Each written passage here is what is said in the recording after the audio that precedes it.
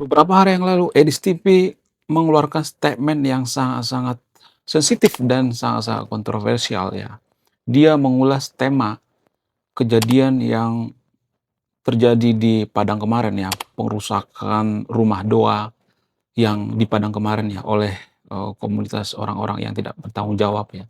Jadi Edis TV ngebahas tema ini. Dia memberikan statement yang sangat-sangat kontroversi yang berbunyi, pengrusakan rumah doa yang ada di Padang itu adalah cerminan daripada umat muslim yang ada di Konoha. Nah, yang jadi pertanyaan, apakah statement daripada Edis TV ini benar atau tidak? Jadi saya tidak berpihak di sini ya. Saya akan memberikan datanya, memberikan sumbernya. Ini bukan karangan saya pribadi ya.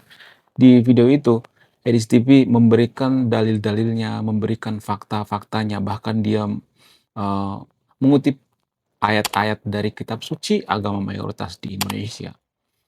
Nah, yang jadi pertanyaan, apakah yang dikatakan Edis TV ini benar atau tidak? Kemudian ya, apakah umat Kristen di Indonesia itu makin hari makin bertambah seperti yang digembar-gemborkan oleh media? Apakah karena ketakutan mayoritas Muslim yang ada di Indonesia sehingga mereka suka mempersekusi rumah ibadah orang Kristen? Apakah karena mayoritas takut terhadap minoritas? Apakah karena mayoritas takut ya teman-teman mereka akan murtad, ya saudara mereka akan murtad dan lain sebagainya? Apakah ini bentuk daripada balas dendam yang dilakukan oleh orang-orang non-Muslim yang ada di luar negeri? Ya, kalau di luar negeri seperti di India dan lain sebagainya, ya kalau kita perhatikan di media-media, di sana ada pengrusakan rumah ibadah umat Muslim juga. Apakah ini bentuk dari pembalasan umat Muslim? Kemudian, apakah berdampak debat Edis TV ini terhadap lonjakan orang-orang yang murtad? Jadi gini guys ya, kalau saya perhatikan ya, nggak ada satupun negara maju di dunia ini yang maju hanya karena debat agama. Nggak ada. Jadi, mohon maaf ya bagi teman-teman Kristen, bagi teman-teman Muslim ya, saya tidak berpihak pada agama tertentu. Enggak. Saya nggak mau berpihak. Saya benar-benar netral ya. Nggak ada satupun negara maju di dunia ini maju karena apa? Karena debat agama. Nggak ada. Ya, coba bantah. Mana datanya? Nggak ada tuh. Jadi apakah debat agama ini produktif? Menurut saya enggak. Enggak produktif. Kalau misalnya ada yang mengatakan ya, pendukung daripada Edis TV misalnya, mengatakan, yang mulai itu umat muslim yang ada di Konoha, ya seperti Don Detan, kemudian Ustadz Abdul Somad, dan lain sebagainya. Ada banyak tuh ya, seperti Juma. Mereka ngebahas Bible, ngebahas kitab suci agama Kristen di rumah ibadah mereka, seperti Don Detan, nge-review kitab suci agama lain di rumah ibadah mereka. Itu awalnya. Kalau misalnya pendukung Edis TV mengatakan seperti ini, saya juga tidak menyangkal ya. Di sisi lain, ya, pendukung Juma itu salah satu ya. Juma salah satu orang yang dinobatkan sebagai apologet berasal dari Islam. Ya, pendukung Juma juga mengatakan, ya orang Kristen itu kan di luar negeri mereka sangat julid terhadap umat Muslim. Kemudian kita nggak mau ya umat Kristen itu berkembang karena nanti saudara kita dimurtadkan. Ya orang Kristen itu kan sesat ya dalam pandangan sebagian orang-orang agama Muslim yang ada di Konoha ya. Ini di Konoha ya bukan Indonesia karena orang Indonesia itu anti kritik ya. Agama Muslim di Konoha itu punya pandangan gitu. Ya Edis TV itu nggak ada ilmunya. Edis TV itu asal ngebacot. Edis TV itu menghina agama Islam dan lain sebagainya. Yang benar itu Juma. Jadi antara kedua belah pihak ini saling klaim gitu kebenaran. Dan pada posisi seperti ini saya kesepian ya. Jadi saya itu ibaratnya berada di tengah-tengah ya. Di sini Edis TV, di sini Bang Juma, mereka debat antar umat beragama dan saya di tengah-tengah. Dan orang yang berada di tengah-tengah ini sangat jarang. Dalam posisi seperti ini saya kesepian. Nggak ada teman saya yang bisa bertukar pikiran selain saya ngebacotin kamera yang ada di depan saya ini. Ya cuman kalian yang bisa saya ajak diskusi dalam masalah ini. Nggak ada. Agama Kristen mengklaim bahwa, oh agama muslim yang ada di Konoha itu ya sering bahas-bahas Bible kita ya, sering bahas-bahas agama Kristen di rumah ibadah mereka. Masa kita ngebahas balik kita dinyatakan penistaan agama? Ya, saya tidak menyangkal itu. Ya, kemudian pendukung Juma atau umat muslim yang ada di Konoha juga mengatakan Edis TV itu penistaan, Edis TV itu nggak berani, Edis TV itu yang ngejelek-jelekin muslim, Edis TV itu harus ditangkap karena umat Kristen yang ada di Konoha itu sesat, mereka menyembah manusia dan lain sebagainya. Ya, kita membalas kejadian-kejadian yang ada di Valentina, kejadian-kejadian yang ada di luar negeri. Umat muslim di luar negeri dipersekusi kok, masa kita nggak bisa mempersekusi? Nah, ya, mereka punya jawaban-jawaban tersendiri ya. Mereka punya jawaban yang masuk akal. Jadi dalam hal ini saya kesepian guys. Saya pengen mendamaikan keduanya sebenarnya. Baik itu pendukung Juma, pendukung Edis TV, saya pengen mendamaikan. Ya, tapi gini guys, saya tidak berpihak pada agama tertentu ya, saya tidak berpihak pada Kristen, saya tidak berpihak pada Islam. Kalau saya berpihak pada keduanya, saya tidak akan menemukan solusi. Tidak akan. Ini akan berputar-putar seperti lingkaran setan. Kita disibukkan dengan urusan-urusan agama, sementara negara lain sudah memperbaiki skill mereka, memperbaiki SDM mereka, memperbaiki negara mereka. Tapi kita sibuk berkutat ya urusan-urusan agama. Jadi yang perlu saya kritik di sini ya, agama mayoritas di Konoha, jangan ngebahas kitab suci agama Kristen di rumah ibadah kalian, seperti Donditan itu. Kan ada tuh dalilnya ya. Saya tuh punya banyak teman orang muslim, mereka punya dalil pembelaan. Di agama Islam itu nggak boleh ya, nggak boleh menghina sesembahan orang lain, nggak boleh menghina agama lain dan sebagainya. Ya, sebagian ya, ada yang mengatakan seperti itu. Tapi sebagian lagi ada kok yang mengatakan bahwa oh ini cuma dakwah, oh ini cuma dakwah dan sebagainya.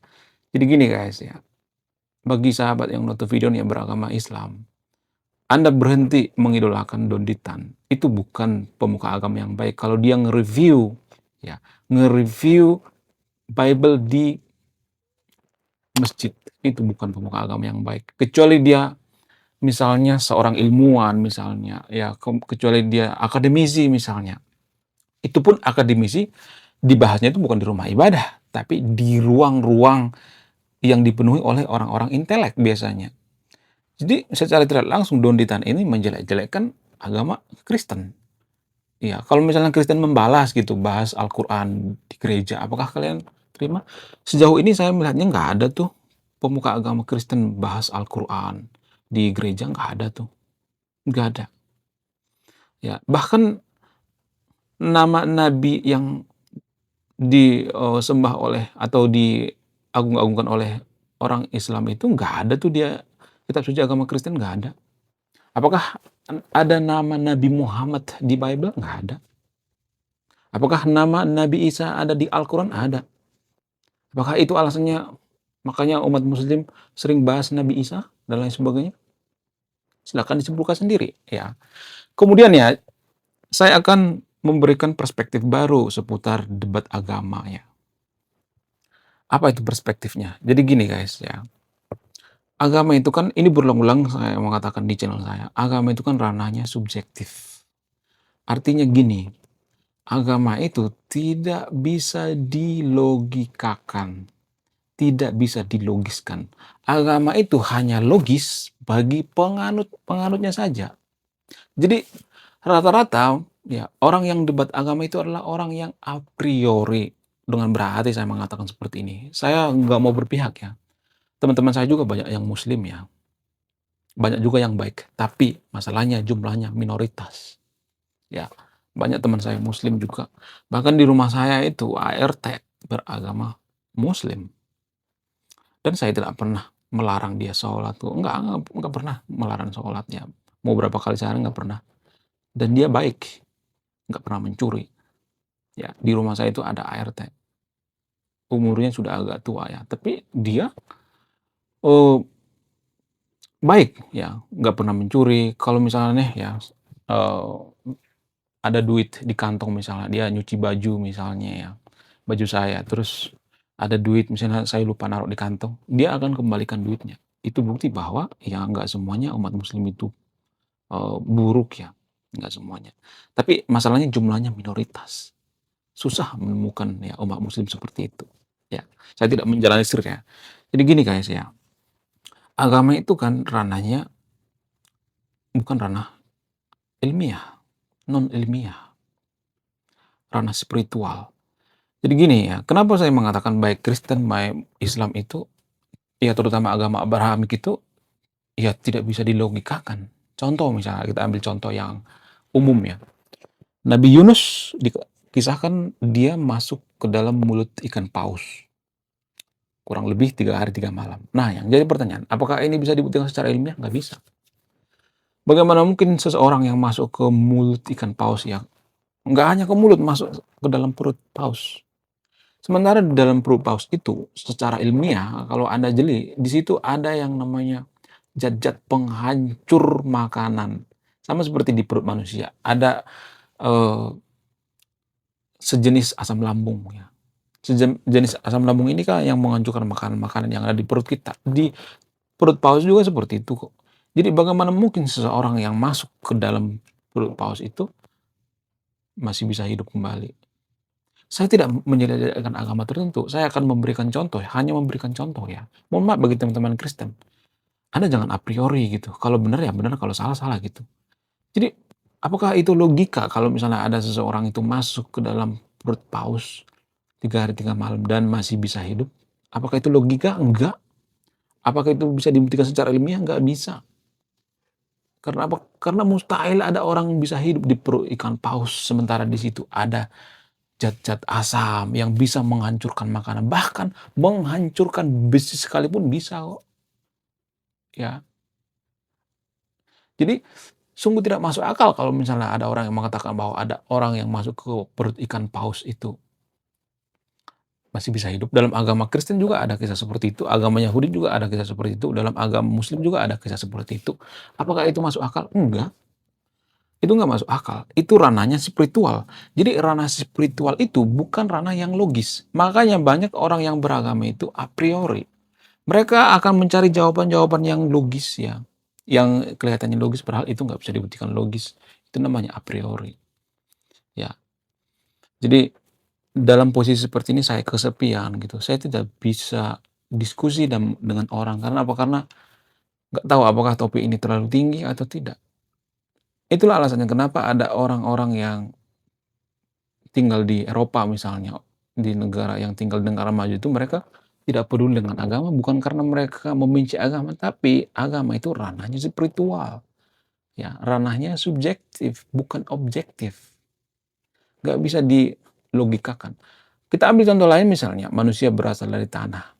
Nah, kalau saya ngomong seperti ini nanti banyak ya pemuka-pemuka agama atau orang-orang yang beragama akan mencari jawaban-jawaban yang ya biar bisa diterima dengan akal sehat. Mereka tidak mau mengakui bahwa manusia berasal dari tanah itu tidak bisa dibuktikan secara ilmiah. Mereka akan memagari diri mereka dulu ya, memagari diri mereka dulu ya dengan jawaban-jawaban yang menurut mereka logika. Ya, lebih baik mereka memagari diri mereka dengan jawaban-jawaban yang kelihatannya logis padahal tidak logis daripada mengakui bahwa agama itu ranah subjektif. Ada banyak orang di Indonesia yang tidak mengerti atau tidak paham bahwa agama itu ranah subjektif. Baik agama Kristen, baik agama Muslim, sama-sama subjektif. Enggak ada yang objektif ya. Jadi kalau ada yang mengatakan misalnya nih, baik Kristen maupun Muslim ya, itu sangat sering ya. Sering saya dengar ya di Konoha argumen-argumen seperti ini. Baik minoritas maupun mayoritas. Biasanya mayoritas akan mengatakan seperti ini. Sepertinya agama Kristen ini sesat deh. Masa Yesus disebut sebagai Tuhan, padahal itu kan nabi. Karena dalam kitab suci mereka ada Nabi Isa, itu kan nabi. Bayangkan ya, Yesus sendiri tidak bisa menyelamatkan dirinya, dia mati di kayu salib. Gimana dia menyelamatkan umat Kristen? Itu argumen-argumen daripada agama mayoritas di Konoha. Kemudian agama minoritas mengatakan seperti ini. Bagaimana mungkin ya mayoritas itu agama yang benar? Mayoritas itu agama yang sesat. Banyak kok orang-orang radikal dari sana. Masa menghalalkan kawin poligami, banyak istri, istri di mana-mana. Masa nabinya suka perang, ada ayat perang di kitab suci mereka. Sepertinya mayoritas ini sesat. Nah, kedua agama ini saling klaim ya. Dan saya berada di tengah-tengah gitu. Saya tidak berpihak pada agama tertentu ya. Nah, posisi saya di sini di tengah ini kesepian karena jarang orang yang menyadari ini dan tidak mau orang berpikir sampai sejauh ini. Biasanya orang-orang yang ada di Konoha itu kalau yang nggak bela mayoritas ya bela minoritas, kalau nggak bela minoritas ya mayoritas. Jadi ya saling menyalahkan satu sama lain. Nggak ada yang mencari solusi gitu.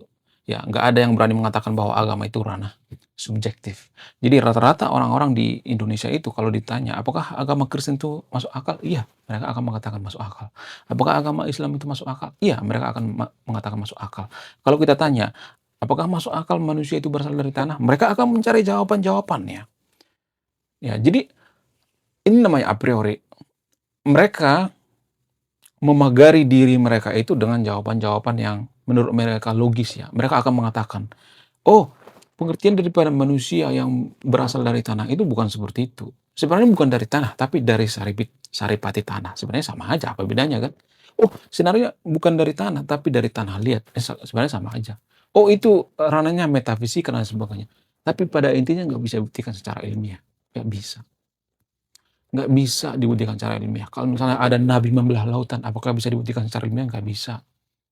Kalau misalnya ada nabi membelah bulan misalnya, membelah bintang, membelah duren dan sebagainya, apakah itu bisa dibuktikan secara ilmiah? Nggak bisa. Jadi orang yang beragama itu menurut saya jarang jujur ya dalam konteks ini ya. Jarang jujur mengakui bahwa agama itu bukan ranah logika, tapi ranah irasional. Agama itu ranah subjektif. Ya, jadi kalau misalnya ada orang bermimpi ya ketemu dengan malaikat, rata-rata ya orang-orang yang pindah agama itu kan mereka mengaku misalnya bertemu dengan Yesus, ya bertemu dengan Nabi Muhammad dan lain sebagainya, ya mereka pindah agama. Ya biasanya seperti itu. Kemudian karena pernikahan. Tapi ya antara mayoritas dengan minoritas juga mereka saling ngata-ngatain ya kalau misalnya ada orang yang pindah agama, ada orang yang murtad, ada orang orang yang mualaf misalnya. Biasanya mereka akan mengatakan ya, kelompok mayoritas akan mengatakan, "Oh, dia murtad tuh karena urusan perut dan di bawah perut aja." Nah, anehnya minoritas juga seperti itu. "Oh, dia mualaf itu karena urusan perut dan di bawah perut aja, karena pernikahan, karena sudah, eee, dibutakan oleh cinta." Biasanya mereka akan mengatakan seperti itu. Jadi dalam posisi seperti ini, saya ya sangat-sangat kesepian. Jarang orang yang berpikir sejauh ini. Jadi secara tidak langsung agama itu jadi alat perpecahan, alat kebencian-kebencian terhadap agama lain. Itulah alasannya kenapa negara yang maju itu rata-rata mereka peduli dengan agama. Mereka nggak peduli dengan agama, ya. Mereka lebih peduli tentang skill, ya. Mereka lebih peduli dengan kesejahteraan masyarakat. Mereka nggak peduli debat dengan agama, nggak peduli. Karena mereka berpikir agama itu ranah privasi dan ranah subjektif. Cuman di Indonesia, agama itu dibawa ke ranah publik. Itu yang jadi permasalahan. Kenapa terjadi debat agama? Kenapa banyak orang bahas agama di media sosial? Karena agama itu di Indonesia ranah publik. Ketuhanan yang Maha Esa.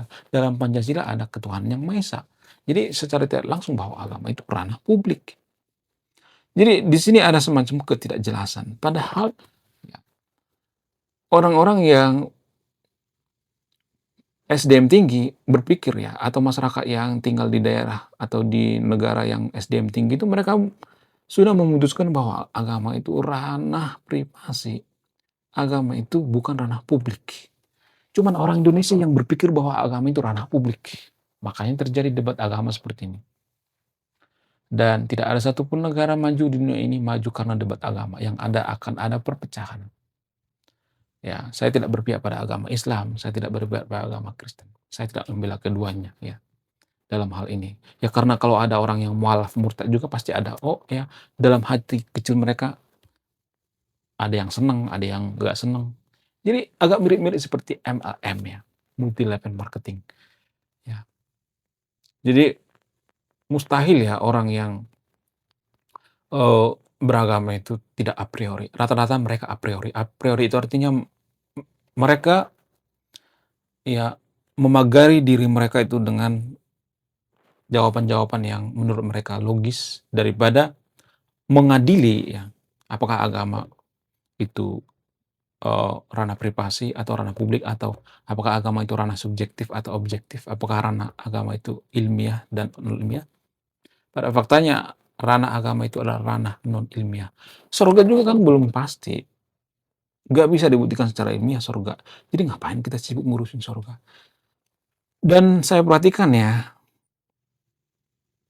agama muslim itu sangat susah diajak untuk bernegara dan sangat susah diajak untuk sekuler. Hanya Turki ya dengan Azerbaijan yang berhasil ya, menjadikan agama itu ranah privasi. Ya, itu kan ada korelasinya. Kalau suatu negara berpikir bahwa agama itu privasi, maka mereka akan sekuler ya, memisahkan agama dengan negara, dengan politik dan sebagainya. Sehingga mereka lebih damai, tidak ada yang namanya debat agama. Ya, mereka jarang bahas agama karena apa? Karena agama itu ranah privasi. Ya, agama itu didebatkan di rumah-rumah mereka, bukan ranah publik ya. Tapi kalau saya perhatikan, saya tidak berpihak pada umat Kristen ya. Kalau saya perhatikan, Kristen itu lebih mudah diajak untuk negara sekuler. Dan itu terbukti di negara-negara Eropa seperti Jerman, Prancis. Walaupun banyak di sana Kristen, tapi mereka tidak terlalu mengurusi urusan politik ya. Jadi kehancuran umat muslim ya, kehancuran negara-negara muslim itu sebenarnya karena mereka sibuk berpolitik. Mereka menganggap bahwa agama itu ranah publik, padahal agama itu ranah privasi. Ya, sebagian warga Konoha ada yang berpikir bahwa kalau untuk mengharapkan umat muslim ya menjadikan Konoha jadi maju, maka itu mustahil. Dan sebagian ada yang berpikir untuk memisahkan diri dari Konoha seperti Papua, Timor Leste, Aceh dan lain sebagainya ya. Mungkin itu yang ada di pola pikir mereka.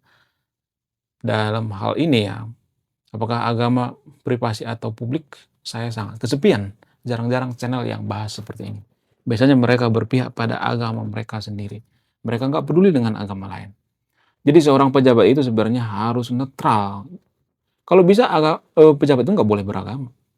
Kalau dia beragama, dia akan berpihak pada agama tertentu. Mustahil dia tidak berpihak. Hanya 1 dari 1 juta orang yang tidak berpihak. Oke, sekian video ini ya. Mohon maaf bagi teman-teman pendukung Juma atau pendukung Edis TV ya. Saya punya opsi lain gitu. Saya tidak berpihak pada keduanya ya. Oke, sekian video. Terima kasih sudah menyimak. Saya Rekonoa, salam rasional.